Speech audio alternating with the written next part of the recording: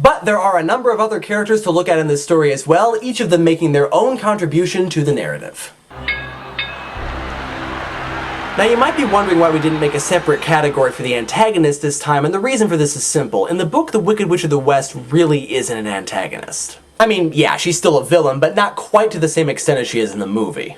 Basically, the witch of the book is just one of many obstacles that Dorothy and her companions have to overcome. She doesn't do much and is really only in the story for about 3 chapters. In the movie, the witch is a true antagonist, actively trying to keep Dorothy away from the wizard and capture her so that she can take those shoes. She's a constant presence, showing up at the very beginning and making appearances throughout the film. In the book, she's mentioned at the beginning, but we don't really see her until Dorothy and her companions enter the land of the Winkies. Even when she captures Dorothy, all she does is keep her and make her do work while she tries to steal the shoes. She can't threaten her or try to kill her because Dorothy is under the protection of the Witch of the North. With a kiss or something, I don't know. In fact, this is a problem throughout the entire book. Dorothy is under this protection, which is apparently omnipotent, and so she's never really put in any real danger. Why? Because Baum wanted to create a kid-friendly world, and therefore he had to render any bad guy ultimately ineffectual.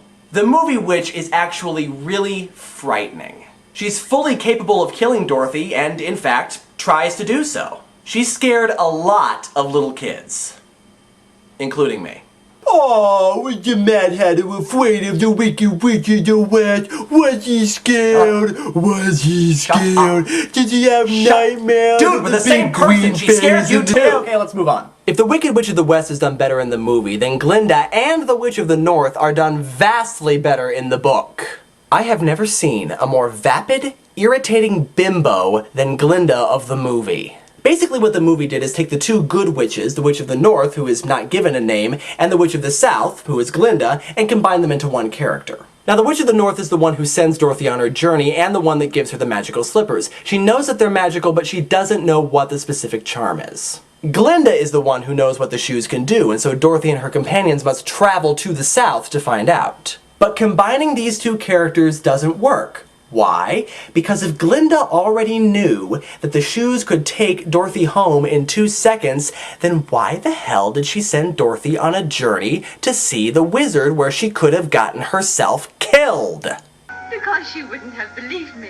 Ah, now I see. Well, you do have a point, Glinda. For a girl who was just blown by a cyclone into this magical, colorful world, who has just acquired a pair of magical slippers from a woman who's crushed underneath her house, who has just seen an actual, for real, wicked witch, who has seen a bunch of little people who live in birds' nests singing and dancing, and who has just seen a woman appear by bubble, then the idea that a pair of shoes could take her home instantly is probably quite a stretch. Are you high? And here's the thing, Dorothy was allegedly supposed to learn this great lesson about how great home was, but as we already said, she already learned it. She had her great revelation before she even made it to Oz, so basically, Glinda sent her on this long and dangerous journey so that she could learn a lesson that she had already learned. This makes Glinda either completely clueless or a vindictive bitch. Either way, both witches of the book, even though they don't appear in the story for very long, are vastly better than this vapid excuse for a character. Wow, that was vehement. The other characters are all on about the same level. The wizard is pretty much the same in both versions, although I like the fact that Frank Morgan plays all of the major officials in Oz as well as the wizard. Aunt Em and Uncle Henry are given a little bit more depth in the movie, and I do like the characters of the farmhands that later become the companions in Oz. But none of them are really in the movie enough to pull a lot of weight. Also, the various groups of people are more interesting in the book. It's ironic that the minor characters of this book are better developed than the major characters, but when it comes right down to it, this book really is more about the land of Oz and the people in it than it is about Dorothy and her companions. The Winkies, the Munchkins, even the Flying Monkeys are given detailed histories and are just vastly more interesting characters than what we see in the movie. So overall, even though the movie definitely had the better villain, the book had the better everything else. But now, a category that's particularly interesting with this story, imagery. I say it's particularly interesting because both book and movie were groundbreaking in terms of their imagery.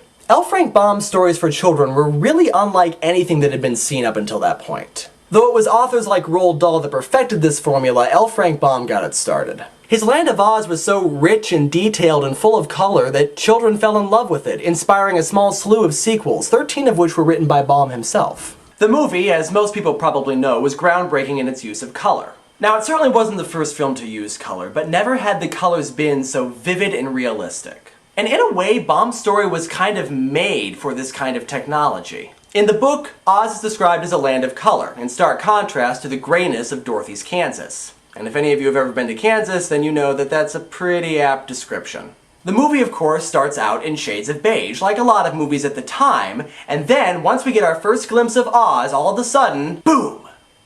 Color.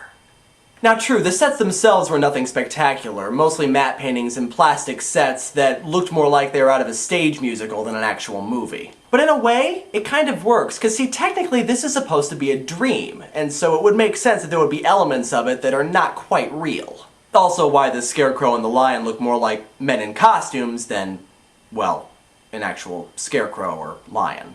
Now like I said before, the book really is more about the land than it is about the characters. The Land of Oz is very elaborate, and Dorothy and her companions travel through a good bit of it, visiting 3 of the 4 quadrants as well as the Emerald City. All the people have histories which are explained, and everything is described with a fair amount of detail. The movie puts more focus on the characters in the story, and so kind of glosses over these histories and details, which, to be fair, it kind of has to in order to work. But there is one aspect of Oz that the movie focuses more on the book, and it's again because Baum wanted to create a kid-friendly world. As such, anything that might be bad, like the Wicked Witch, is lessened either by making it comical or ineffectual. Everything else is bright and happy.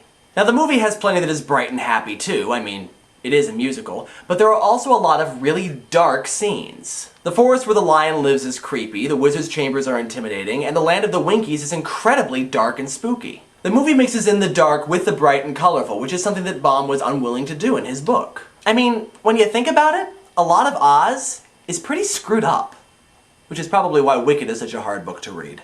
But the movie gives us a nice mix, showing us both the brightest and the darkest aspects of Oz, giving more depth and, ultimately, the better portrayal.